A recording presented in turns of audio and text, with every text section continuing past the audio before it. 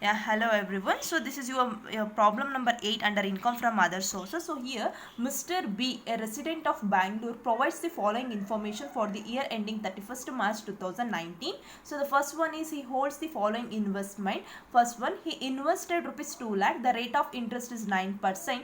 Tax free commercial securities. So we already know the commercial securities does not comes under your exemption list. Then the entire amount means the entire income is taxable in the hands of under the head of income from other sources. The again important thing is here they provided us tax free. Whenever they provided us tax free means we have to treat whatever we get the result from this kind of investment, that amount is fully tax free. That means they already deducted tax at the source. That means ಇವಾಗ 2 lakh rupees ನೀವು invest ಮಾಡಿದ್ದೀರಾ. 2 lakh rupees ಮೇಲೆ 9% interest ನೀವು income ಆಗಿ earn ಮಾಡ್ತೀರಾ. At the time of receiving this kind of income, the company only deducted TDS. So for that reason they provided as tax free. So whatever you calculated here, that amount will be resulted as net amount. So as I said, for the purpose of calculation of income from the other sources, we doesn't require your net amount. We need to treat that, we need to convert that net amount to gross amount. For that reason we have to use grossing of formula for converting net amount to gross amount. So here 2 lakh rupees ಮೇಲೆ 9% ನ ನೀವು calculate ಮಾಡಿದ್ರೆ ಆ result ನಮಗೆ amount ಬರುತ್ತಲ್ವಾ, that amount ಮೇಲೆ already company at the time of making payment they already deducted tax ಅನ್ನೋ meaning. For that reason they provided as tax free ಅಂತ ಎಲ್ಲಿ ವರ್ಡ್ ಬಂದಿರುತ್ತೋ, ಸೊ ಟ್ಯಾಕ್ಸ್ ಫ್ರೀ ಅನ್ನೋ ವರ್ಡ್ ಯಾವಾಗ ಬಂದಿರುತ್ತೋ ವಿ ಹ್ಯಾವ್ ಟು ಥಿಂಕ್ ಆ ಬರೋ ಅಮೌಂಟು, ನಾವು ಕ್ಯಾಲ್ಕುಲೇಟ್ ಮಾಡೋ ಅಮೌಂಟು ನಮಗೆ ನೆಟ್ ಅಮೌಂಟ್ ಆಗಿರುತ್ತೆ. ನೆಟ್ ಆಗಿರೋ ಅಮೌಂಟ್ನ ನಾವು ಗ್ರಾಸ್ ಆಗಿ ಚೇಂಜ್ ಮಾಡಬೇಕು with the help of grossing of formula. So this is very important. Next one, 1 lakh. The rate of interest is 8%. Listed debentures of SRM Limited. So ಈ person mister B ಅನ್ನೋರು SRM ಲಿಮಿಟೆಡಲ್ಲಿ ಡೆಬೆಂಚರ್ಸ್ ಮೇಲೆ invest ಮಾಡಿದ್ದಾರೆ.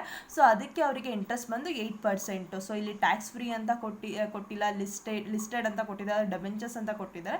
So invest ಮಾಡಿರೋ amount ಮೇಲೆ 8%ನ calculate ಮಾಡಿದ್ರೆ ನಾವು ಏನು calculate ಮಾಡ್ತೀವೋ ಆ ಅಮೌಂಟ್ ನಮಗೆ ಗ್ರಾಸ್ ಅಮೌಂಟ್ ಆಗಿರುತ್ತೆ. ಅರ್ಥ ಆಯ್ತಾ? Next one 81,000, 10%. Again they provided as tax free debentures of NRM limited. So here again ನಾವು ಕ್ಯಾಲ್ಕುಲೇಟ್ ಮಾಡೋ ಅಮೌಂಟು ನಮಗೆ ನೆಟ್ ಅಮೌಂಟ್ ಆಗಿರುತ್ತೆ. ಸೊ ಏನು ನಾವು ರಿಸಲ್ಟ್ಸ್ ಬರುತ್ತೋ ಅಮೌಂಟ್ ಮೇಲೆ ಆಲ್ರೆಡಿ TDSನ ನಾವು ಅಲ್ಲೇ ಪೇ ಮಾಡಿರ್ತೀವಿ at the time of receiving that amount. So net ನಮಗೆ ರಿಕ್ವೈರ್ಡ್ ಇರೋದಿಲ್ಲ. ಅಗೇನ್ ಎಲ್ಲಿ ಟ್ಯಾಕ್ಸ್ ಫ್ರೀ ಅಂತ ಬಂದಿರುತ್ತೋ, ಟ್ಯಾಕ್ಸ್ ಫ್ರೀ ಅಂತ ಎಲ್ಲಿ ಇನ್ಫಾರ್ಮೇಷನ್ ಕೊಟ್ಟಿರುತ್ತೋ ಈ ಇನ್ಫಾರ್ಮೇಷನಲ್ಲಿ ಆಲ್ರೆಡಿ TDS ಡಿಡಕ್ಟ್ ಆಗಿರುತ್ತೆ. ಸೊ ಡಿಡಕ್ಟ್ ಆಗಿರೋ TDSನ ನಾವು ಆ್ಯಡ್ ಬ್ಯಾಕ್ ಮಾಡಬೇಕಂದ್ರೆ we have to use grossing of formula. So grossing of ಫಾರ್ಮುಲಾಸ್ನ ಯೂಸ್ ಮಾಡಿ ನೆಟ್ ಆಗಿರೋ ಅಮೌಂಟ್ನ ನಾವು ಗ್ರಾಸ್ ಅಮೌಂಟ್ಗೆ ಚೇಂಜ್ ಮಾಡಬೇಕು. So this is also important. So next one 40,000, 10% BESCOM bonds ಮೇಲೆ ಇನ್ವೆಸ್ಟ್ ಮಾಡ್ತಾರೆ. ಸೊ ಇವಾಗ BESCOM bond it doesn't comes under your exemption list. So whatever you invested, whatever you getting as interest, the complete interest is taxable under the head of income from other sources. So ಇಲ್ಲಿ ನಿಮಗೆ ಎಲ್ಲೂ tax free ಅಂತ information ಕೊಟ್ಟಿಲ್ಲ. ಎಲ್ಲಿ ನಿಮಗೆ tax free ಅಂತ ಬರುತ್ತೋ ಅದು ಇಂಪಾರ್ಟೆಂಟ್ ಆಗಿರುತ್ತೆ. ಕ್ಯಾಲ್ಕುಲೇಷನ್ ಹೇಗೆ ಅಂತ ಹೇಳ್ಕೊಡ್ತೀನಿ. ಹಾಗೆ ಒಂದು ಮೈಂಡಲ್ಲಿ ಇಟ್ಕೊಂಡಿರಿ. So interest on investment, interest on security, that is subject to TDS. ಅರ್ಥ ಆಗ್ತಿದೆಯಾ? ಸೊ TDS ಅಲ್ಲಿ ನಮಗೆ ನೀವೇನಾದರೂ ಪ್ಯಾನ್ ಕಾರ್ಡ್ ಇನ್ಫಾರ್ಮೇಷನ್ಸ್ನ ಪ್ರೊವೈಡ್ ಮಾಡಿದರೆ TDS ರೇಟು 10% ಆಗುತ್ತೆ. When you are not provided PAN card information means the TDS will be 20%. So ಇಲ್ಲಿ PAN card furnish ಮಾಡಿದರೆ details, then the TDS rate is 10%. If you not provided details regarding PAN card means the TDS rate will be 20%. That will be applicable on your investment on securities, certificates on bonds. So ಇದ್ರ ಮೇಲೆ ನಿಮಗೆ ಇದನ್ನ important ಅಂತ mark ಮಾಡ್ಕೊಳ್ಳಿ. ಅರ್ಥ ಆಯ್ತಾ? Next one, so he lives in a rented house for which he pays rupees 12,000 per month. So rented ಹೌಸಲ್ಲಿ ಇದ್ದಾರೆ ಅಂತ ಇಂಡಿವಿಜುವಲ್ಸು. ಸೊ ಇಂಡಿವಿಜುವಲ್ ಪರ್ ಮಂತಿಗೆ 12,000ನ ಪೇ ಮಾಡ್ತಾ ಇದ್ದಾರೆ. He has sublet 1/3 portion of the house on monthly rent of ₹6,000.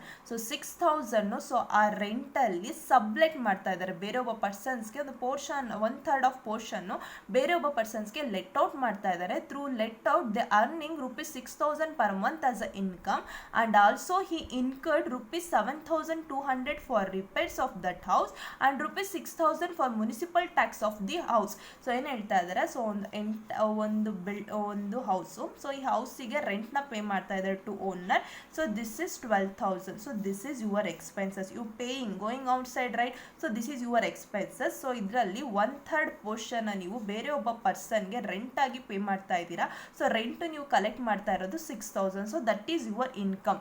So ಆ income ಮೇಲೆ again ಆ ಹೌಸು ರಿಪೇರ್ಸು ಮತ್ತು ಮುನಿಸಿಪಲ್ ಟ್ಯಾಕ್ಸಸ್ನ ಪೇ ಮಾಡ್ತಾ ಇದ್ದಾರೆ. ಎಂಟೈರ್ ಹೌಸು ಎಂಟೈರ್ ಹೌಸಸ್ಗೆ ರಿಪೇರ್ ಆಗಿರೋದು 6,000. ಎಂಟೈರ್ ಹೌಸ್ಗೆ ನೀವು ಮುನಿಸಿಪಲ್ ಟ್ಯಾಕ್ಸ್ ಪೇ ಮಾಡ್ತಾ ಇರೋದು 6,000 ಆ್ಯಂಡ್ ರಿಪೇರ್ಸ್ ಇನ್ಕರ್ಡ್ ಆಗಿರೋದು 7,200. So you can easily claim this kind of expenses as deduction out of from your income. So here you just getting income only for the 1/3 portion of the houses, then you are eligible to claim the deduction only 1/3 of the house portions. ಅರ್ಥ ಆಗ್ತಿದೆಯಾ? So this kind of expenses is incurred for whole house, but IT Act will never allow to deduct the whole amount. Then you are liable for just claiming 1/3 of expenses which is incurred for subletting the house property. So here you getting just for subletting the house property income. So ನಿಮಗೂ ಕೂಡ ಇಲ್ಲಿ ನಿಮಗೆ ಏನು ಇಲ್ಲಿ expenses incurred ಆಗಿರುತ್ತೋ ಆ expenses ಅಲ್ಲಿ just 1/3 ಪೋರ್ಷನ್ಸ್ಗೆ ಎಷ್ಟು expenses incurred ಆಗಿರುತ್ತೋ ಅಷ್ಟು ಎಕ್ಸ್ಪೆನ್ಸಸ್ನ ಮಾತ್ರ ನೀವು 1/3 ಪೋರ್ಷನ್ ಇಂದ ಬರೋ ಇನ್ಕಮ್ ಅಲ್ಲಿ ಮಾತ್ರ ಡಿಡಕ್ಟ್ ಮಾಡಬೇಕಾಗುತ್ತೆ. ಅರ್ಥ ಆಗ್ತೀಯಾ? Next, whatever rent you provided to the owner, the entire rent will be consider. ಇಲ್ಲಿ 12,000. ಸೊ ಈ 12,000 ಅಲ್ಲೂ ಕೂಡ ನೀವು 1/3 ಪೋರ್ಷನ್ಸ್ನ ಮಾತ್ರ ನೀವು ಎಕ್ಸ್ಪೆನ್ಸಸ್. ಸೊ ಇದು ನನಗೆ ಎಕ್ಸ್ಪೆನ್ಸಸ್, ಓನರ್ಗೆ ಪೇ ಮಾಡ್ತಾ ಇರೋದು ಎಕ್ಸ್ಪೆನ್ಸಸ್, ರಿಪೇರ್ ಇನ್ಕರ್ಡ್ ಆಗಿರೋದು expenses, next municipal taxes pay ಮಾಡ್ತಿರೋದು ಎಕ್ಸ್ಪೆನ್ಸಸ್. ಸೊ ಇಲ್ಲಿ ಪೇ ಮಾಡ್ತಿರೋ rent, repairs, municipal taxes, so ಎಲ್ಲ ಎಕ್ಸ್ಪೆನ್ಸಸ್ಸು ಓಲ್ ಹೌಸಿಗೆ ಇನ್ಕರ್ಡ್ ಆಗ್ತಾ ಇದೆ. ಬಟ್ ನೀವು ಇನ್ಕಮ್ನ ಜನರೇಟ್ ಮಾಡ್ತಾ ಇರೋದು only through 1/3 portion of the houses. So 1/3 portion of houses ಇಂದ ನಿಮಗೆ ಇನ್ಕಮ್ ಬರ್ತಾ ಇದೆ ಅಂದರೆ ನಿಮಗೆ ಎಕ್ಸ್ಪೆನ್ಸಸ್ ಕೂಡ ಜಸ್ಟ್ 1/3 ಪೋರ್ಷನ್ಸ್ಗೆ ಇನ್ಕರ್ಡ್ ಆಗೋ ಎಕ್ಸ್ಪೆನ್ಸಸ್ನ ಮಾತ್ರ ನೀವು ಕ್ಲೈಮ್ ಮಾಡಬೇಕು. ಅರ್ಥ ಆಗ್ತಿದೆಯಾ? ನಾನು ಎಂಟೈರ್ ಅಮೌಂಟ್ನ ಕ್ಲೈಮ್ ಮಾಡ್ತೀನಿ ಅಂದರೆ IT Act ನಿಮಗೆ ಬಿಡೋದಿಲ್ಲ. ಕ್ಲಿಯರ್ ಆಗ್ತಾ ಇದೆಯಾ? ಸೊ 12,000ಅಲ್ಲಿ 1/3 ಪೋರ್ಷನ್ಸ್ನೇ ತೊಗೊಬೇಕು, 6,000ಅಲ್ಲೂ 1/3 ಪೋರ್ಷನ್ಸ್ನೇ ತೊಗೊಬೇಕು. ಮುನಿಸಿಪಲ್ ಟ್ಯಾಕ್ಸಲ್ಲೂ 1/3 ಪೋರ್ಷನ್ಸ್ಗೆ ಎಷ್ಟು ಇನ್ಕರ್ಡ್ ಆಗುತ್ತೋ ಅಷ್ಟು ಎಕ್ಸ್ಪೆನ್ಸಸ್ನ ಮಾತ್ರ ನೀವು ಡಿಡಕ್ಟ್ ಮಾಡಬೇಕು. ಕ್ಲಿಯರ್ ಆಯಿತಾ? Next one, received dividend on TCS Limited. So TCS, Tata Consultancy Services. So this is related to Indian companies or domestic companies. So any dividend received from Indian company, domestic company is fully exempt from the calculation of tax. So received interest on post office saving bank account. So this we already discussed. Any interest which is received through post office saving bank account means the individual is eligible for claiming exemption up to ₹3,500. a joint account ge 7,000 ವರೆಗೂ exemption ಸಿಗುತ್ತೆ. Next one, received dividend from UTI. UTI is unit trust of India. So any dividend which is received from Indian company, domestic company, unit trust of India, mutual funds is completely exempt from the calculation of tax. So this is also exempt. Next one, income from letting out plot of land in Mysore for ₹36,000. So ಈ letting out ಪ್ರಾಪರ್ಟೀಸ್ನ ಮಾಡ್ತಾ ಇದ್ರೆ ಇದು property ನೀವು treat ಮಾಡ್ತಿದ್ರೆ ಅಲ್ಲಿ ನಿಮಗೆ taxable ಆಗ್ತಿತ್ತು. But ನಿಮಗೆ ಇನ್ಕಮ್ ಫ್ರಮ್ ಅದರ್ ಸೋರ್ಸಸಲ್ಲಿ ಈ ಪ್ರಾಬ್ಲಮಲ್ಲಿ ಟ್ರಾನ್ಸಾಕ್ಷನ್ ಕೊಟ್ಟಿದೆ ಅಂದರೆ you have to make it as taxable. Next, winning from Karnataka State Lottery. So this is regarding to your casual income. Whenever they provided, we need to think this is your net, because winning from Karnataka State Lottery 70,000 net ಅಂತ treat ಮಾಡಿ. So ಈ net ಇರೋದನ್ನು ಗ್ರಾಸಿಗೆ convert ಮಾಡ್ಕೊಬೇಕು. Next, income from letting out plant and machinery under lease. The income is 1,20,000. The allowable depreciation is 12,000. Repairs is 7,000. Fire insurance premium is 1,000. So under income from other sources ಯಾವುದೇ ಒಂದು ಇಂಟ್ರೆಸ್ಟ್ಗೆ, ಯಾವುದೇ ರೀತಿ ಇನ್ಕಮ್ಗೆ you can easily claim expenses as deduction. But casual ಇನ್ಕಮ್ಸ್ಗೆ ಯಾವುದೇ ಕಾರಣಕ್ಕೂ incurred ಆಗೋ ಎಕ್ಸ್ಪೆನ್ಸಸ್ನ ಡಿಡಕ್ಷನ್ ಅಂತ ಕ್ಲೈಮ್ ಮಾಡೋಕ್ಕಾಗೋದಿಲ್ಲ. For example winning from lottery, crossword puzzles, betting, gambling, so ಈ ರೀತಿ ಆ್ಯಕ್ಟಿವಿಟೀಸ್ಗೆ ಇನ್ಕರ್ಡ್ ಆಗೋ ಎಕ್ಸ್ಪೆನ್ಸಸ್ನ ಡಿಡಕ್ಷನ್ಸ್ ಅಂತ ಇನ್ಕಮಿಂದ ನೀವು ಡಿಡಕ್ಟ್ ಮಾಡೋಕ್ಕೆ IT ಆ್ಯಕ್ಟು ನಿಮಗೆ ಅಲೋ ಮಾಡೋದಿಲ್ಲ. ಅದನ್ನು ಬಿಟ್ಟು ಬೇರೆ ಯಾವುದೇ ಇನ್ಕಮ್ ಆಗಿರಲಿ, for example rent income, otherwise ಈ ರೀತಿ ಲೆಟ್ಟಿಂಗ್ ಔಟ್ ಪ್ರಾಪರ್ಟೀಸು, ಸೊ ಇದಕ್ಕೆ ಇನ್ಕರ್ಡ್ ಆಗೋ ಎಕ್ಸ್ಪೆನ್ಸಸ್ಸು. ಸೊ ಇನ್ಕಮ್ಗೆ ಇನ್ಕರ್ಡ್ ಆಗೋ ಎಕ್ಸ್ಪೆನ್ಸಸ್ನ you can easily deduct as deduction.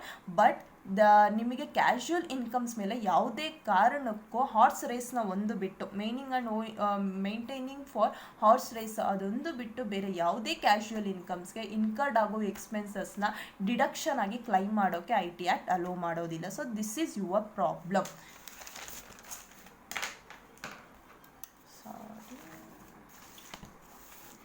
So first one, so try to understand this problem. The first problem is investing 2 lakh 9% tax free commercial security. So write down first one, 9% tax free commercial securities. So they provide securities, so they provided as tax free. Whenever they provided as tax free, we have to think, see here they invested 2 lakh. First calculate interest. 2 lakh into 9%. So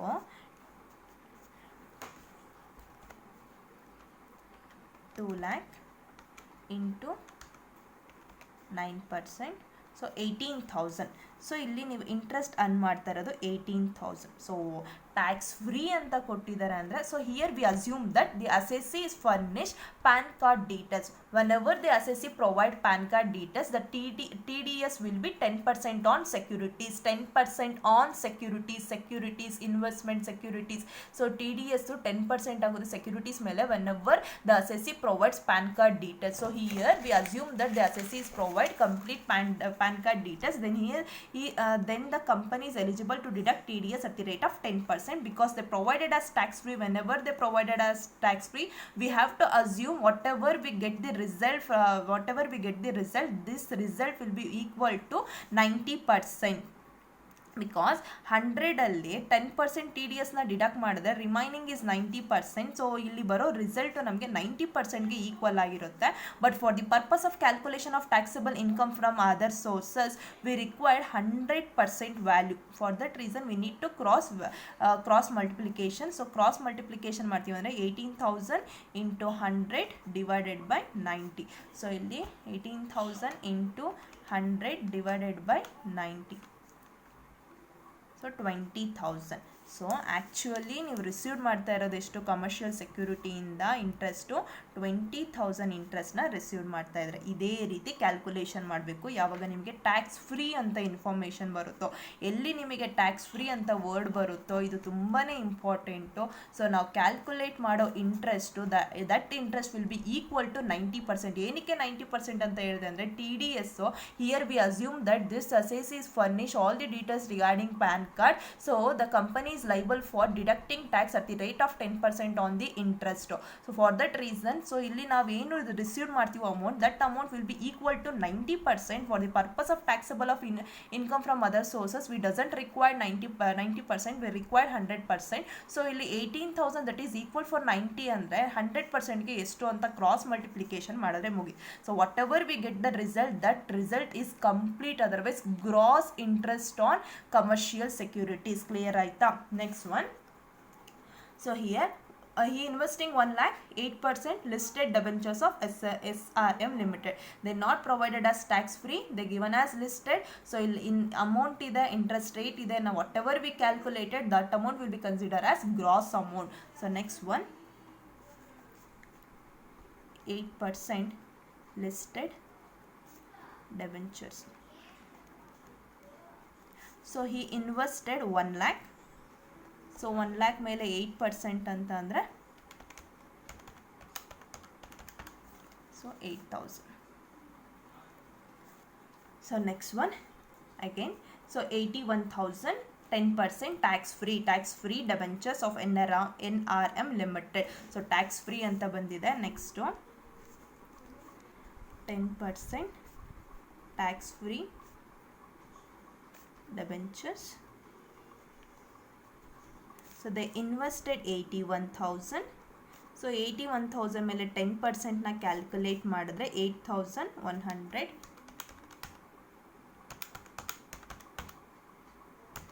Sorry, 8,100 into 10 by 100. So this is equal to 8,100. So this 8,100 is equal to 90.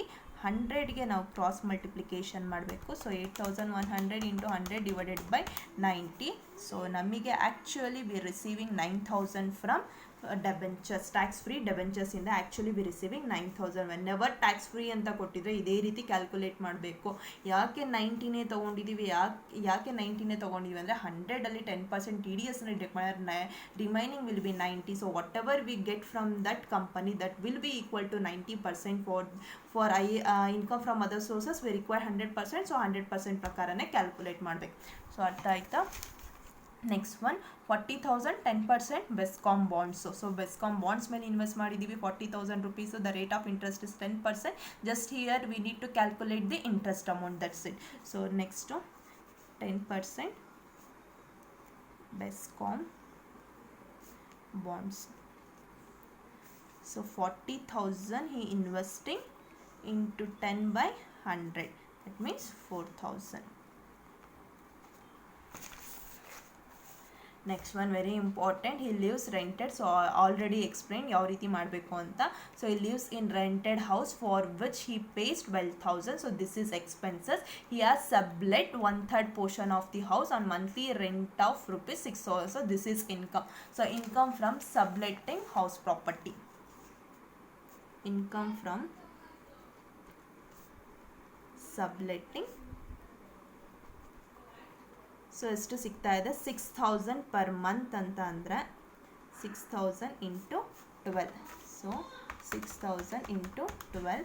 So 72,000 he actually earning through 1/3 portion, but also he incurring some kind of expenses. Here he paying 12,000 as rent to the owner. Next one he incurred 7,200 as repairs and 6,000 for municipal taxes. Then he is eligible for claiming this expenses as deduction out of the income. So next one, very important, make less 1/3 of rent to owner. So owner ಗೆ actually ಎಷ್ಟು pay ಮಾಡ್ತಾ ಇರೋದು 12,000. So 12,000 per month. So ಇದನ್ನು 12. So ಇದರಲ್ಲಿ ನಮ್ಗೆ 1/3 ಪೋರ್ಷನ್ಗೆ ಎಷ್ಟು incurred ಆಗುತ್ತೋ ಅಷ್ಟು ಇನ್ಕರ್ಡ್ ಆಗೋ ಅಮೌಂಟ್ನ ಮಾತ್ರ ನಾವು ಡಿಡಕ್ಷನ್ ಆಗಿ ಕ್ಲೈಮ್ ಮಾಡಬೇಕು. So 12,000 into 12 into 1/3. So 48,000. So here 48,000ನ ಮಾತ್ರ ಕ್ಲೈಮ್ ಮಾಡ್ಬೋದು as a deduction. Next less repairs. So repairs actually incurred ಆಗ್ತಾ ಇರೋದು for entire house actually repairs incurred ಆಗ್ತಾ ಇರೋದು 7,200. But here we getting income only from subletting house. So subletting ಹೌಸಿಂದ ಬರ್ತಿರೋದು income 6,000 per month, 72,000. So ಆ subletting portion ಎಷ್ಟಿದೆ ಆ ಪೋರ್ಷನ್ಗೆ ಎಷ್ಟು ರಿಪೇರ್ಸ್ ಇನ್ಕರ್ಡ್ ಆಗ್ತಾ ಇದೆ ಅಷ್ಟನ್ನು ಮಾತ್ರ ನೀವು ಇಲ್ಲಿ ಕನ್ಸಿಡರ್ ಮಾಡಬೇಕು. So 7,200 into 1/3. So 2,400. Next last one, less municipal taxes.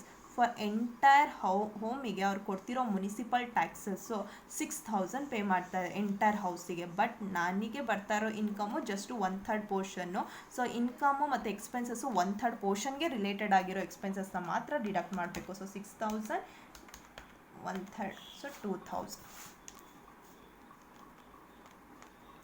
So 72,000 minus 48,000 minus 2,400 minus 2,000. So 19,600. So ಇಷ್ಟು ಇನ್ಕಮು ಸಬ್ಲೆಟಿಂಗ್ ಪ್ರಾಪರ್ಟಿಯಿಂದ ಬರ್ತಾ ಇರೋದು. Next one, so receive dividend on TCS is completely exempt. So interest calculation ಮಾಡಬೇಕು POSBಗೆ. So next one, dividend from Indian company. Indian company is fully exempt. Next one, he receiving interest on POSP. Interest on POSP. So POSP account in 12,000.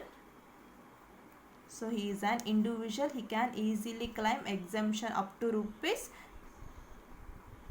3,500.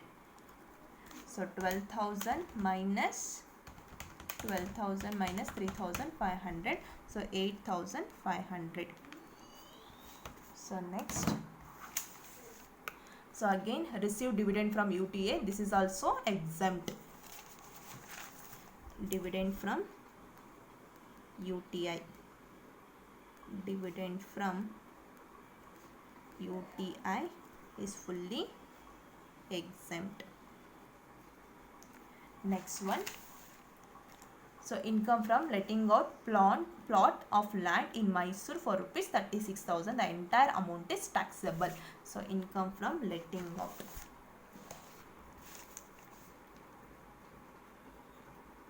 Income from plot. So the entire amount is taxable. Next one. So winning from Karnataka state lottery, we assume that this income will be net amount. So net na ನಾವು gross ಆಗಿ change ಮಾಡಬೇಕು. Winning from lottery. Winning from lottery. So 70,000 net winning 100 minus TDS is subject to 30% into 100. So ಇದನ್ನ 70,000 into 100 by 70. So 70,000 into 100 by 70. So 1 lakh. So 1 lakh is your gross amount. Next one. Income from letting out plant and machinery under lease. The income from letting out plant and machinery. Income from letting out plant and machinery. The income amount is 1,20,000. 1,20,000.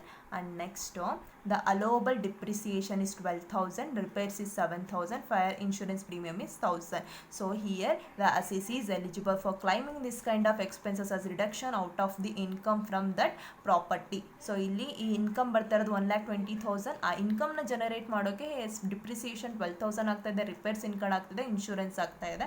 So ಎಲ್ಲ direct ಎಲ್ಲ expenses ನಾವು deduction ಆಗಿ claim ಮಾಡ್ಕೊಬೋದು. So less deduction from depreciation. So depreciation amount is 12,000. Next less deduction from repairs. So repair is 7,000. Next less deduction from insurance premium. So insurance premium is 1,000. So 1,20,000 minus 12,000 minus 7,000 minus 1,000. So the amount is 1 lakh. Now total this amount. So here 20,000, 8,000, 9,000, 4,000, 19,600, 8,500, 36,000, 1 lakh and 1 lakh. So 3,05,100. So this is your taxable income from other sources. Thank you.